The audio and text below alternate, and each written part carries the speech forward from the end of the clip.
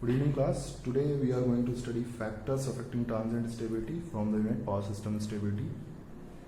So we have studied that this transient stability is the ability of the system to regain its synchronism, or we can say to regain its stable region after being subjected to a large disturbance. So if the disturbances are large, it is associated with transient stability. We have seen that there were two types of stability. First one was steady state stability, which was happening due to small disturbance, and second one is transient stability, which was occurring due to large disturbance such as short circuit fault. So we are more concerned about transient stability as it will greatly affect the system stability. So let's start with the first factor, which is moment of inertia m of the rotor. So in swing equation you have seen this m d square delta by dt square is equal to p mechanical minus p electrical. So this accelerating factor d square delta by dt square is inversely proportional to the moment of inertia m. So we can say that if we increase the value of moment of inertia of the rotor, the acceleration or deceleration, whatever is happening in the rotor due to any disturbance, is going to be reduced. Or in other words, we can say that the swinging of the rotor is going to be reduced due to increased value of m. So how can we increase this value of m? We can increase the value of m of the rotor by increasing the size of the rotor or by increasing the mass of the rotor. So we can say that if we increase the mass of the rotor, the swinging in the rotor will be less, and hence the chances of maintaining stability will be more. Okay, so this is how this moment of inertia m is going to affect the transient stability. So maintaining stability will be easier if the size of the rotor is large. Okay, so let's move on. One more thing, if we increase the size of the rotor beyond a certain value, it will become uneconomical also. Okay, so there is a limitation up to which we can increase the size of the rotor. So let's move to the second, location of the fault point. Okay, first discuss with fault type. So in fault unit we have studied that there were various types of fault. In each and every fault we were calculating fault current. So if the fault current is more, the severity of the fault will be more. The severity of fault means the damaging capability of that fault. Okay, if this fault current of a 3LL fault is greater than fault current of LG fault, so this LLL fault will be more severe than LG fault.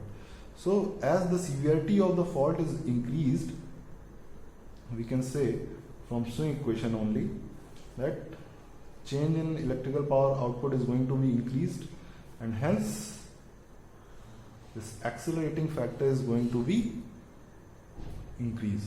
So if the severity of the fault is more, the swinging of the rotor will be more, and hence we can say with increase in severity of the fault, maintaining stability will be harder. Okay, so this was the factor.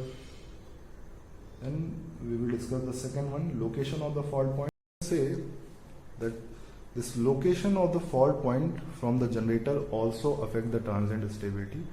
If the fault is far from the generator, the severity will be less.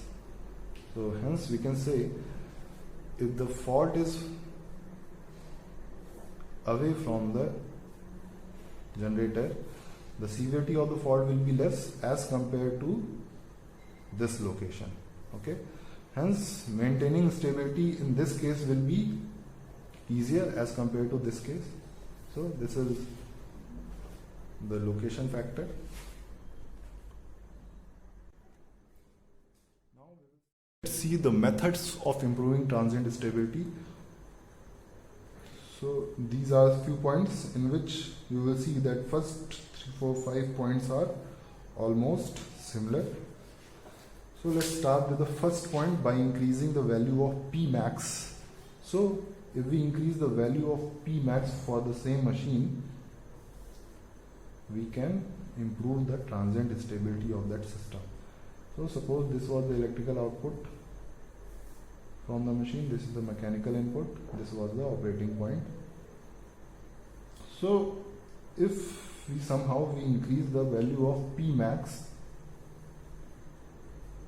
so if we increase this value of P max to obtain same electrical output, the operating angle will be lesser from the previous one. Okay, so if we have increased this P max value, then this delta angle is going to be reduced, and therefore difference between critical clearing angle, this we have seen in equal area criteria. So this difference between critical clearing angle and initial angle delta naught will be increased. Therefore, increase in P max allow the machine to rotate through large angle before it reaches critical clearing angle delta C. So in short, we can say if we increase the value of P max, delta naught is going to be reduced, and hence the stability margin will be increased, which result in greater critical clearing time, and the probability of maintaining stability will be increased. So this is the first point. Now let's see what is the second one, increase in system voltage. So in power flow equation, if we increase the system voltage, which is this terminal voltage, ultimately we are going to increase the P max value, and same thing is going to happen, and chances of stability will be more. So second point is by increasing the value of system voltage. Third one is by use of double circuit line. So if we increase the if we use double circuit line, then what will happen? Due to parallel line, the reactance of the system will get reduced. So due to reduced reactance, the value of P max is again going to be increased, and hence we can improve the stability. So this was the third point. Now let's see what is the fourth point, then we will move further. So the fourth point is series compensation of the line. So if we add one static capacitor in the line, then the reactance of the system is going to be reduced, because the effective impedance will be XL minus XC, and hence this P max value is going to be increased, and again we can improve the stability of the system. So this was the fourth point. The fourth point is, the fifth one is high speed excitation system. So this high speed excitation system is going to control this excitation voltage E, or induced EMF voltage E. So by controlling this induced EMF voltage, we can control the value of P max, and in turn we can control we can improve the stability of the system. So now let's see the sixth one, which is fast governor action.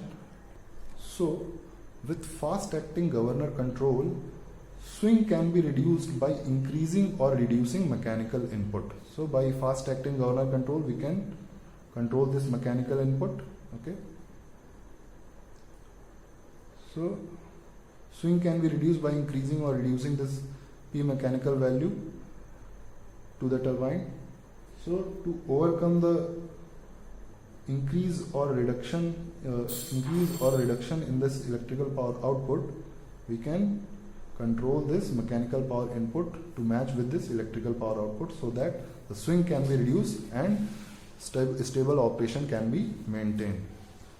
So now, with fast acting circuit breaker, transient stability can be improved to a greater extent. So if a circuit breaker is operated, or if a fault is cleared before the torque angle reaches critical clearing angle, transient stability can be maintained. This we have studied in equal area criteria as well. So these are the methods, 7 methods by which we can improve the transient stability. So by this we can wind up the stability unit. Hope you have understand whatever I have taught. So that's it.